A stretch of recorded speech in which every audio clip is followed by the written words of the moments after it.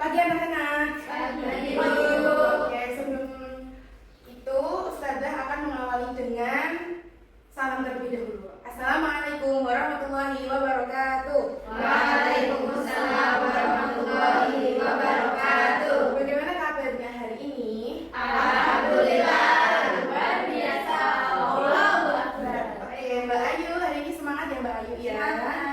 Oke, sebelum kita masuk ke materi yang akan disampaikan pada kelas 11 hari ini, Ustazah mau mengkondisikan kelasnya dulu, dirapikan tempat duduknya, siapkan buku dan alat tulisnya terlebih dahulu. Siap, Ustazah. Bu. Hari ini mau di absen dulu ya. Ya, Bu. Untuk presensi pagi hari ini, saya akan panggil satu persatu. Fitria, hadir. Asa, Hadir. Ayu, Hadir. Zahra, Hadir. Pinkan, Hadir, Ibu. Laila, Hadir, Bu. Rufaida, hadir. Terakhir Mbak Ulan ya? Hadir. Oke, hadir semua ya. Oke, tadi setelah Ustazah presensi, hari ini sebelum kita masuk ke materi, kita akan berdoa terlebih dahulu ya. Untuk Mbak Pinkan bisa dimulai doanya. Baik, Ibu. Mari teman-teman, sebelum kita memulai pembelajaran, alangkah baiknya kita berdoa. Berdoa mulai. Bismillahirrahmanirrahim. Raditu billahi robba wa bil islami dina wa bi Muhammadin nabiyyan wa rasula. Rabbi zidni ilma warzuqni fahma. Amin. Amin. Nah, semoga dari doa tadi sebelum kita masuk ke pembelajaran, semoga Allah mudahkan untuk ilmunya masuk ke dalam diri kita. Oke. Nah, pada kelas 11 hari ini di semester awal kita akan mengawali bab ini dengan mengulas pembelajaran pada semester sebelumnya. Oke, pada kelas 10 semester akhir sebelum kalian naik ke kelas 11, kalian mempelajari tentang apa? Wali Songo. Nah, Wali Songo itu apa yang harus dipelajari dari Wali Songo tersebut? Keteladanan. Kemudian ada semangatnya, terus ada Tokohnya. tokoh dan cara dakwahnya. Oke. Nah, pada kali ini kita akan mempelajari tentang bab 5 di kelas 11 ini baru ya. Jadi akan mempelajari tentang ulama Indonesia atau ulama Nusantara. Nah, untuk pagi hari ini setelah tadi kita mengulas di semester sebelumnya tentang Wali Songo, hari ini kita akan belajar tentang bab 5, yaitu meneladani jejak langkah ulama Indonesia yang mendunia. Nah, di dalam sini nanti ada materi yang pertama, ada pengertian ulama Nusantara, yang kedua ada keteladanan tokoh di Nusantara, ada apa saja sih karyanya, terus yang keempat nanti ada kesimpulan pada materi. Nah, sebelum itu kita belajar di tujuannya dulu. Nah, untuk tujuan pembelajaran pada hari ini, kalian diharapkan untuk memahami dan meneladani jejak langkah ulama di Indonesia untuk menjadi pengingat mereka yang memberi warna wajah pada dunia. Terus kalian diharapkan mampu menjelaskan biografinya, karya, dan keteladanan para ulama bagi kemanusiaan dan peradaban, serta mampu menampilkan pemahaman mereka melalui mind mapping. Jadi nanti ada tugas untuk kalian. Maka dari itu kita simak PPT-nya terlebih dahulu ya. Terus yang terakhir, kalian diharapkan memiliki semangat untuk menjadikan jejak para tokoh ulama ini berpengaruh pada diri sendiri, serta mengamalkan nilai-nilainya untuk kehidupan. Nah, ini ada video singkat tentang perjalanan penyebaran agama Islam di Nusantara. Tapi sebelum Ustazah putar video ini, kita tuh sering mendengar bahwa agama Islam itu sudah masuk ke Indonesia atau Nusantara itu melalui Wali Songo. Padahal sebelum itu Wali Songo berguru kepada ulama-ulama di Nusantara sebelum Wali Songo itu menyebarkan agama.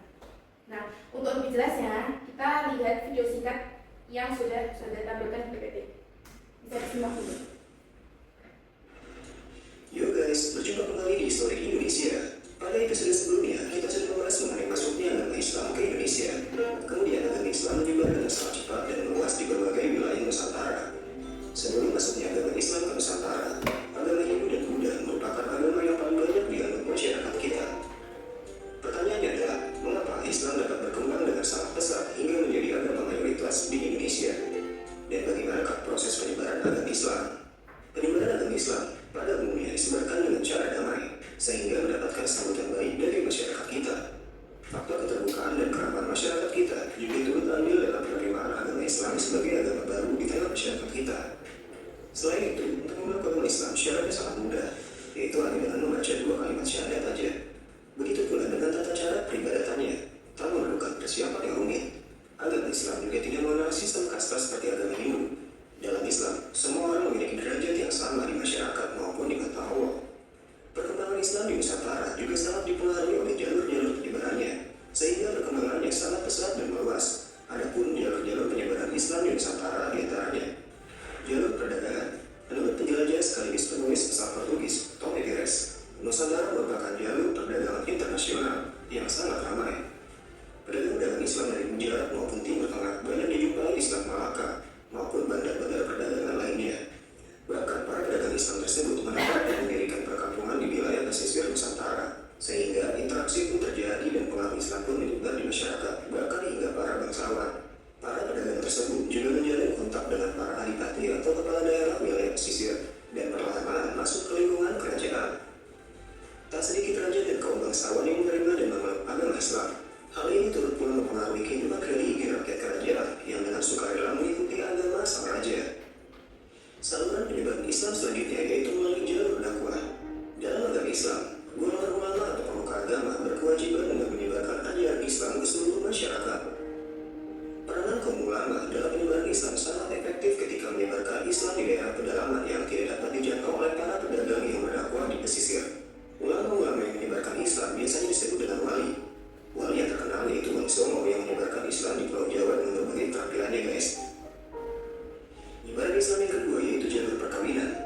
Perkawinan terjadi antara pedagang-pedagang Islam maupun kaum ulama yang menikah dengan masyarakat sekitar yang masih menganut agama Hindu, Buddha maupun agama lokal. Bahkan banyak pula pedagang Islam yang menikah dengan putra-putri para bangsawan.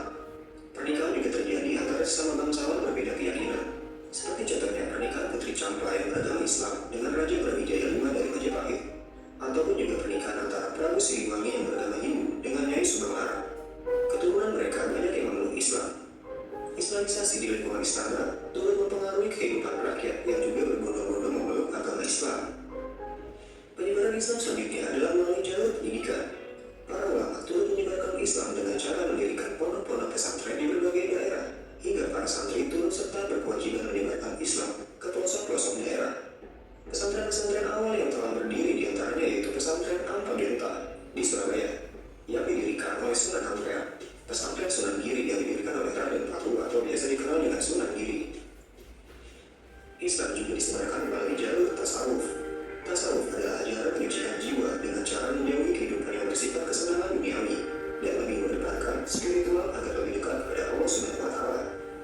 Dalam perkembangan penyebaran Islam, ilmu tasawuf biasanya dikuasai oleh orang-orang berilmu tinggi yang memiliki kekuatan spiritual seperti pengobatan maupun hal-hal yang dihubungkan dengan mistik. Ajaran tasawuf dapat dijumpai dalam cerita-cerita barat dan hikayat dari masyarakat setempat. Ajaran ini mudah berkembang terutama di Pulau Jawa yang masih kental dengan orientasi mistik yang telah menyatu dengan pola pikir masyarakat. Tokoh-tokoh tasawuf yang terkenal diantaranya yaitu Hamzah Mansuri, Syamsuddin As-Sumatrani, dan Syekh Siti Jenar. Jalur penyebaran Islam di Indonesia lainnya adalah jalur kesenian. Agama Islam juga disebarkan melalui kesenian seperti wayang, gamelan, dan gending atau lagu. Tokoh yang menyebarkan ajaran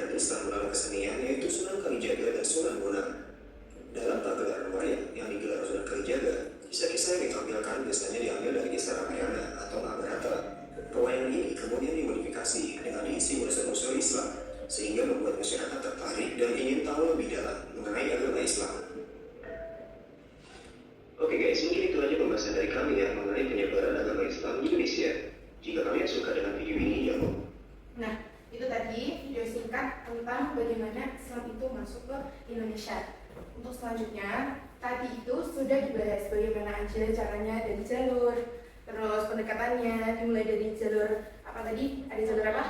Perdagangan. Terus yang kedua perkawinan, yang ketiga jalur pendidikan, terus ada jalur tasawuf dan kesenian. Oke. Di jalur tasawuf tadi sudah menyinggung beberapa ulama yang nanti kita akan bahas. Yang pertama ada siapa tadi? Hamzah Mansuri. Yang kedua ada Syekh Syamsuddin. Yang ketiga ada Siti Jenar. Nah, untuk yang Siti Jenar itu belum masuk. Yang masuk baru Hamzah sama Syamsuddin. Kita lanjut ke PPT. Nah, untuk yang pertama kita akan bahas peran ulama di Nusantara. Di sini ulama itu tidak hanya berperan sebagai ulama saja di dalam agama, tetapi juga pada politik. Kemudian keberadaan yang mengukuhkan kekuasaan politik. Saat jayanya kerajaan Islam, peran ulama sangat menonjol sekali dalam pemerintahan yang fungsinya memperkokoh kedudukan para spiritual sekaligus memberi legitimasi politik di tengah masyarakat. Yang beralih menjadi muslim, ulama juga memegang peran penting dalam menentukan kehidupan keagamaan. Mereka biasanya menjadi kadi atau penghulu di Jawa. Jadi selain mereka itu selain mereka menyebarkan agama Islam, mereka itu juga menjadi penghulu. Penghulu itu apa sih? Nah, yang menikahkan. Jadi dari apa tadi disebutkan sebagai kadi atau penghulu di Jawa. Nah, tugas penghulu tadi, ulama itu menjadi penghulu untuk menikahkan dua orang, yang satunya dari kerajaan atau yang satunya bukan orang muslim, kemudian disatukan, dimualafkan, kemudian dinikahkan. Dari jalur pernikahan tadi, ulama menjadi penghulu di Jawa. Masuk pada tokoh ulama yang pertama, di sini ada Syekh Nawawi Al-Bantani. Beliau ini bernama lengkap Abu Abdullah Al-Muti Muhammad Nawawi bin Umar Al-Tanawi Al-Bantani Al-Jawi. Lahirnya beliau di Banten, di desa Tanara, kecamatan Tirtayasa, Serang, Banten. Maka dari itu dia diberi nama Al-Bantani karena berasal dari Banten. Nah, yang kedua, ayahnya bernama Kiai Haji Umar bin Arabi, sekaligus menjadi guru pertama Nawawi Al-Bantani. Kemudian beberapa guru Nawawi Al-Bantani yaitu ada Kiai Haji Sahal, Kiai Yusuf, dan lain-lainnya. Dan beliau ini menuntut ilmu di Tanah Suci selama 3 tahun lamanya. Kemudian menjadi imam Masjidil Haram dan pernah menggantikan Syekh Ahmad Khatib Sambas mengajar. Nah, di sini ada karya peran dan keteladanan Syekh Nawawi Al-Bantani. Yang pertama, Syekh Nawawi Al-Bantani ini ada 2 karya. Yang pertama, Syahr Tijan Ad-Darani. Syahr itu bisa dibilang karyanya mengarang sebuah Syahr itu Syahr. Nah, untuk karya Syekh Nawawi Al-Bantani ini ada 2. Sebenarnya ada banyak, tapi yang di sini Ustadzah mau nyebutinnya cuma 2. Yang pertama Syahr Tijan Ad-Darani. Syahr ini berupa karangan komentar-komentar yang beliau kumpulkan kemudian dijadikan kitab atau karya beliau. Yang kedua ada tafsir Al-Munir. Kemudian ada peran Nawawi Al-Bantani. Peran Nawawi Al-Bantani yang pertama mengajar di pesantren ayahnya selama 3 tahun. Kemudian menggali ilmu di Tanah Suci. Jadi beliau itu menggali dulu ilmu di Tanah Suci, kemudian baru diajarkan di pesantren ayahnya selama berapa tadi? 3 tahun. Oke, kemudian yang kedua, beliau juga membuka halaqah untuk para pelajar dari luar Arab dan menciptakan banyak karya ulama Nusantara. Jadi beliau ini sangat berpengaruh untuk pelajar dari luar Arab dan menciptakan banyak karya ulama di Nusantara. Maka dari itu, banyak sekali murid-murid beliau yang berguru pada beliau kemudian menyebar dan meluaskan dakwahnya ke Nusantara. Kemudian keteladanan beliau yang harus teladani dari Nawawi Al-Bantani yaitu beliau itu sosok yang giat dalam menuntut ilmu dan mengajarkan dan mengamalkan ilmunya dengan menulis. Jadi beliau ini suka menulis sehingga bisa mengamalkan dan membagi ilmunya itu dengan cara menulis. Beliau juga salah satu ulama Indonesia yang sangat produktif dalam menulis berbagai bidang ilmu pengetahuan. Kemudian tokoh yang kedua ada Abdul Somad bin Abdullah Al-Jawi Al-Talimbani. Nah, beliau ini lahir pada tahun 1116 Hijriah atau 1704 Masehi. di Palembang dari pasangan Syekh Abdul Jalil bin Syekh Abdul Wahab bin Syekh Ahmad Al-Madani dan Radin Ranti. Jadi beliau ini asalnya dari Palembang, makanya diberi gelar Palembang, Al-Palembani. Dan sepanjang hidupnya, beliau ini juga sama seperti tokoh yang sebelumnya, beliau ini suka belajar, mengajar, dan menulis buku. Dua tokoh ulama yang menjadi panutannya yaitu Syekh Abdul Rauf As-Singkili dan Syamsuddin As-Sumatrani. Nanti kita akan bahas dua tokoh tersebut. Dan melakukan perjalanan haji dan berburu oleh seorang ulama Mesir, Abdul Mu'nim Ad-Daman Huri. Juga beliau membimbing dan membantu para jamaah haji Indonesia. Jadi kalau kita haji pada zaman dahulu itu susah, ada beliau yang akan membantu kita dan menjelaskan bagaimana tata cara haji nanti di tanah suci. Itu pada zaman dahulu. Kalau zaman sekarang kan sudah modern, jadi ada tawaf ya. Terus yang ketiga, yang selanjutnya ada karya peran dan keteladanan Abdul Somad. Yang pertama karyanya itu ada Lubab, Syahr Lubab Ihya Ulum Abdin, yang kedua Syahr Bidayah Al-Hidayah. Syahr tadi sama ya seperti sebelumnya di Syekh Nawawi. Syahr itu karyanya beliau yang suka mengumpulkan komentar-komentar singkat ataupun panjang, kemudian beliau susun jadi satu menjadi karya atau yang disebut Lubab Ihya Ulum Abdin atau Bidayah Al-Hidayah. Selanjutnya peran Abdul Somad Al-Palembani. Yang pertama, sebagian besar hidupnya dihabiskan dengan menuntut ilmu dan mengajar di dua kota suci. Kalau tadi 3 tahun di Mekah, kalau ini di dua kota tanah suci, yaitu Mekah dan Madinah. Yang kedua, beliau ini salah satu ulama sufi yang ikut menyebarkan paham tasawuf. Tasawuf tadi sudah dibahas di video sebelumnya. Tasawuf itu berarti dia berdiam diri, mempelajari ilmu sehingga bisa disebarluaskan. Dan keteladanan Abdul Somad yaitu ada menghabiskan hidupnya dengan kegiatan belajar, mengajar, dan menulis buku. Ketekunannya, kedisiplinannya sedari kecil inilah yang patut kita contoh dan teladani. Oke, untuk tokoh selanjutnya ada peran dan keteladanan Abdul Rauf As-Singkili.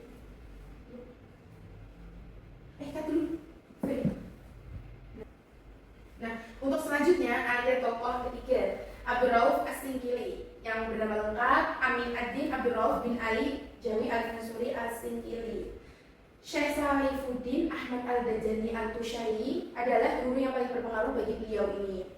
Terus, di tahun 1642 Masehi, beliau ini merantau ke tanah Arab dan kembali ke Aceh pada tahun 1662 Masehi, kemudian mengembangkan tarekat Syatariah. Jadi beliau ini berguru dan belajar di tanah Arab, kemudian kembali ke Aceh, baru mendirikan tarekat Syatariah. Kemudian beliau ini menguasai berbagai ilmu seperti fikih, tafsir, tasawuf, hadis, dan juga mendapatkan ijazah dan khilafah untuk menjadikan khalifah tarekat Syatariah dan Qadiriyah. Nah, untuk peran dan keteladanan Abdul Rauf As-Singkili boleh Mbak Pinkan dibacakan. Ya, yang pertama perannya adalah orang pertama yang memperkenalkan sekaligus mengajarkan dan mengembangkan tarekat Syatariah kurang besar Bu. Yang kedua, corak pemikirannya terbagi menjadi 3 pokok, yaitu yang pertama ketuhanan dalam hubungannya dengan alam, insan kamil dan jalan menuju Tuhan.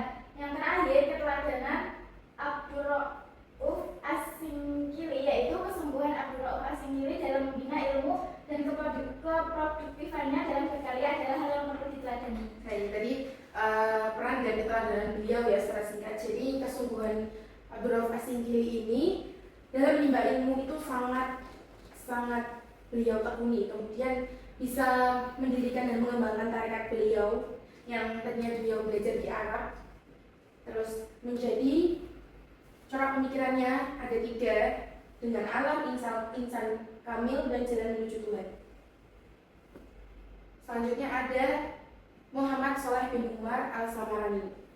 Nama lengkap dan gelar yang diberikan adalah Al-Alim Al-Alamah Syekh Muhammad Shaleh bin Umar Al-Samarani Al-Jawi Asy-Syafi'i atau Mbah Soleh Dalat. Nah, nama panjangnya itu memang panjang ya karena beliau diberi gelar Al-Alim Al-Alamah Syekh. Tapi orang-orang sering mendengarnya atau akrab disebut dengan Mbah Soleh Dalat. Nah, beliau ini lahir di desa Kedung Cumpleng, Kabupaten Jepara tahun 1820 atau 1820 Masehi.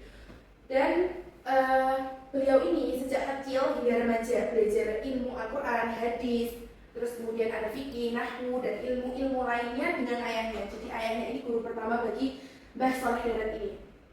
Kemudian beliau melanjutkan pencarian ilmunya ke berbagai daerah dan negara menjadi murid banyak ulama. Jadi beliau ini berguru kepada beberapa ulama tidak hanya di Indonesia melainkan di negara lain. Semisal ada di Arab, beliau berguru di Arab. Semisal beliau ada di Mesir, dia akan berguru di Mesir. Kemudian beliau wafat di Semarang pada tahun 1321 di tanggal 28 Ramadan. Jadi beliau ini gelarnya As-Samarani karena wafat di Semarang. Kemudian ada karya peran dan keteladanan Mbah Soleh Darat. Nah, untuk Mbak Zahra bisa dibaca. Jadi karya. Karya yang pertama Al-Hakim, kitab Al-Salah, terus kitab Mujizat. Perannya sebagai seorang alim al-alama guru besar di Mekah dengan berbagai murid dari penjuru dunia. Beliau juga mengajar di pondok pesantren di Nusantara dan melahirkan ulama-ulama dan tokoh nasional yang berjasa dan berpengaruh bagi Indonesia. Kemudian keteladanan Mbah Soleh patut dicontoh dan diteladani adalah semangat menuntut ilmu, mengajarkan ilmu dan mengamalkan. Meskipun menjadi pengajar di Mekah, beliau tetap cinta tanah air dan menciptakan generasi cemerlang untuk bangsa. Terima kasih Mbak. Nah, jadi Mbah Soleh Darat ini semangat dalam menuntut ilmunya ini sangat besar ya teman-teman. Jadi setelah beliau ini menuntut ilmu, kemudian disalurkan ke masyarakat Indonesia. Kemudian beliau ini tetap cinta tanah air walaupun menuntut ilmunya di Mekah. Padahal kalau kita sendiri yang belajar di Mekah pasti tidak akan ingin kembali ke Indonesia. Padahal itu di Indonesia masih banyak Islam yang awam seperti itu. Nah, tokoh selanjutnya ada Hamzah Al-Fansuri. Hamzah Al-Fansuri tadi sudah disinggung di dalam video, ya. Di video tadi beliau ini adalah ulama tasawuf atau pengajar tasawuf. Nah, berasal dari Barus atau Sumatera Utara. Pendapat lainnya menyatakan beliau ini lahir di ibu kota lama kerajaan Siam. Kemudian mengembara di daerah seperti Pulau Jawa, Sumatera, India, Parsi, kemudian dan Arab. Mahir dalam banyak bidang ilmu pengetahuan seperti fikih, tasawuf, mantik, sastra, dan sejarah.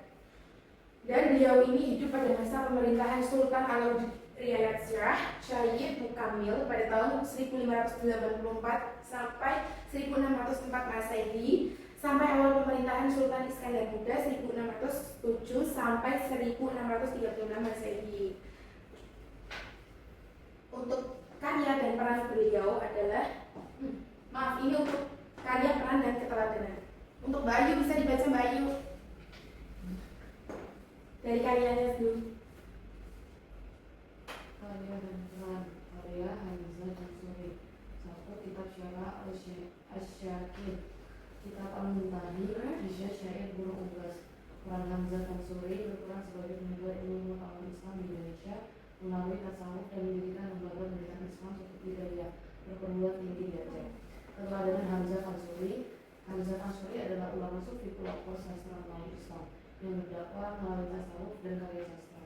Ia menjadi rujukan penting penulis Melayu abad ke-17 sampai 18, mengembangkan puisi syair 4 baris serta mengangkat bahasa Melayu sebagai bahasa intelektual dan keilmuan. Ia juga dikenal sebagai tokoh awal penerapan metode takbir dan islamisasi bahasa serta pemikiran Melayu. Oke, terima kasih. Jadi keteladanan dari Hamzah Fansuri ini tadi, beliau ini ulama sufi, pelopor sastra Melayu Islam yang berdakwah melalui tasawuf dan karya sastranya. Ia menjadi rujukan penting menulis Melayu pada abad 17 ke 18. Jadi beliau ini bidangnya di tasawuf dan karya sastra. Kemudian karya sastra tadi beliau ini menulis dengan bahasa Melayu. Bahasa Melayu di beliau ini dijadikan bahasa intelektual dan keilmuan. Jadi ia dikenal sebagai tokoh awal penerapan metode takwil. Tokoh terakhir di PPT kita ada Syekh Yusuf Abul Mahasin Tajul Khalwati Al-Makassari, yaitu lahir di Goa di Sulawesi tahun 1626 Masehi. Beliau menuntut ilmu agama di Nusantara dan Timur Tengah. Timur Tengahnya ada di Makkah dan Madinah. dan mendalami tasawuf dan menjadikan tokoh penting tarekat Khalwatiyah. Kemudian beliau ini sempat ditangkap dan diasingkan di Sri Lanka atau Afrika Selatan. Kemudian tetap berdakwah dan menyebarkan Islam meski dalam pengasihan.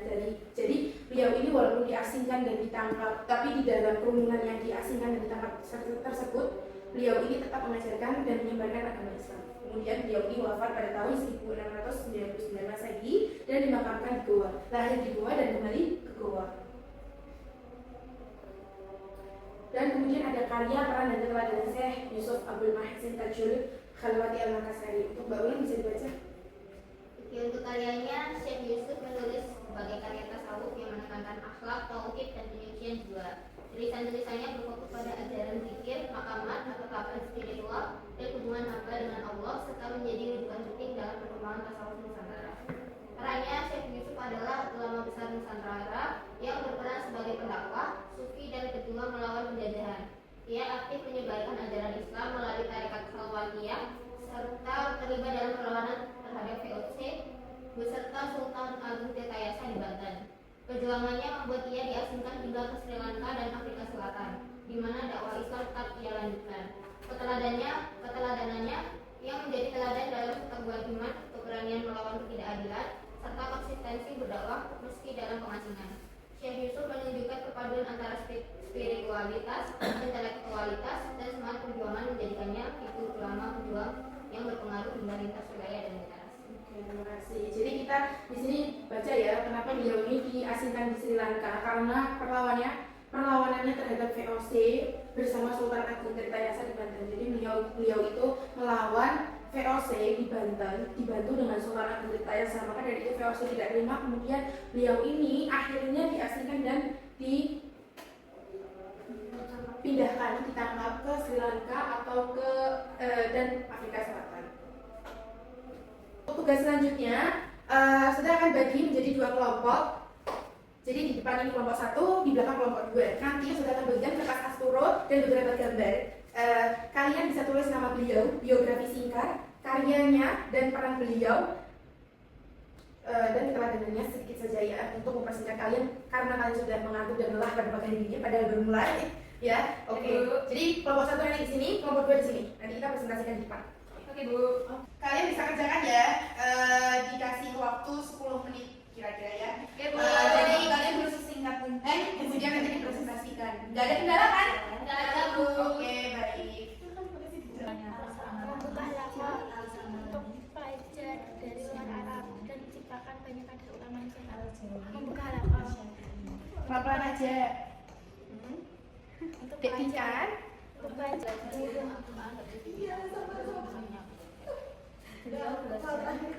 Ya, singkat aja. Peran singkat aja. Oke Bu.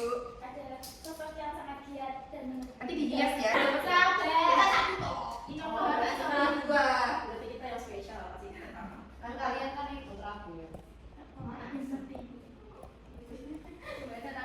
Kita lihat video. Oke, kalian sudah pada selesai belum? Sudah belum? Masya Allah, rapi juga ya. Kalian cantumkan menggambar-gambar ini. Untuk kelompok pertama sudah selesai belum? Belum. Kok benar sih? Masih kelas satu. Ya. Tidak usah banyak-banyak ya. Ayo kita tinggal satu lagi loh. untuk satu nasi kita harus mikro bareng. Oke,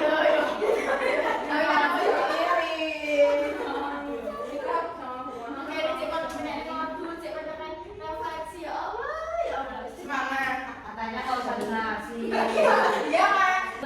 Oke, minta perhatiannya karena kelompok 1 dan 2 sudah selesai. Mari kita awali presentasi kelompoknya dari kelompok 2 dulu. Ya. Ya. Iya semua. Di sini presentasikan di. Alhamdulillah hari ini kita sudah membahas beberapa tokoh ulama yang kita bisa teladani jejak langkahnya. Kemudian dari isi tersebut, alhamdulillah ya sangat berpengaruh untuk kita sebagai manusia di zaman sekarang yang ingin menyebarluaskan agama Islam. Kemudian ada pertanyaan yang mau Ustazah sampaikan ke kalian. Menurut kalian nih, apa sih yang membuat mereka ini menjadi giat dalam menyebarkan agama Islam? Mungkin dari salah satu kalian bisa menjawab? Karena kesadarannya. Karena kesadarannya, memang mereka semua sadar. Sadar akan apa? Sadar akan ilmu. Ilmu, karena ilmu itu berpengaruh sekali bagi kehidupan. Nah, dari ilmu situ, maka mereka menyebarluaskan agama Islam dan dakwahnya. Selain itu, mungkin Mbak Faida bisa memberikan jawabannya apa yang membuat mereka itu giat. Saya Ibu, Ya, apa namanya? orang yang banyak ilmunya itu diangkat sama Allah karena derajatnya itu lebih tinggi seperti itu. Oke, betul sekali juga. Semangat dari para tokoh ini yang harus kita teladani dan contoh ya. Karena kita nggak boleh malas-malas dalam dalam mengejar ilmu dan menuntut ilmu. Oke, dan untuk terakhir nih, sebelum terakhir penutupan ada quiz seru. Jadi kalian bisa scan barcode di atas, kalian kerjakan yang ada di situ soalnya. Kalau ada soal kalian kerjakan ya. Ya Bu. Ayo yang belum scan dulu. Oh, kurang besar. Oke. Kurang besar Bu. Sudah? Belum.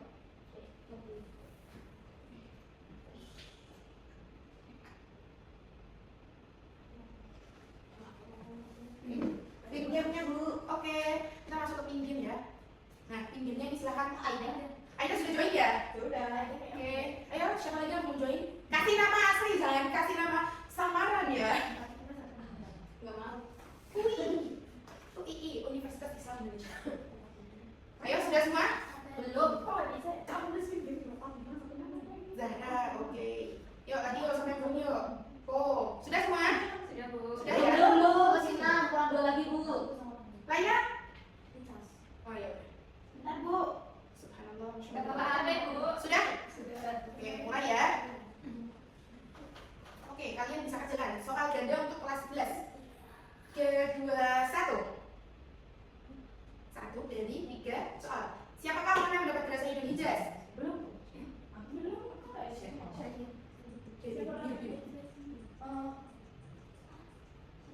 Lah, telat. Berikutnya ya. Ya Bu. Ayo perhatikan soalnya. Soal nomor 2. Oh, ini ganda loh ini.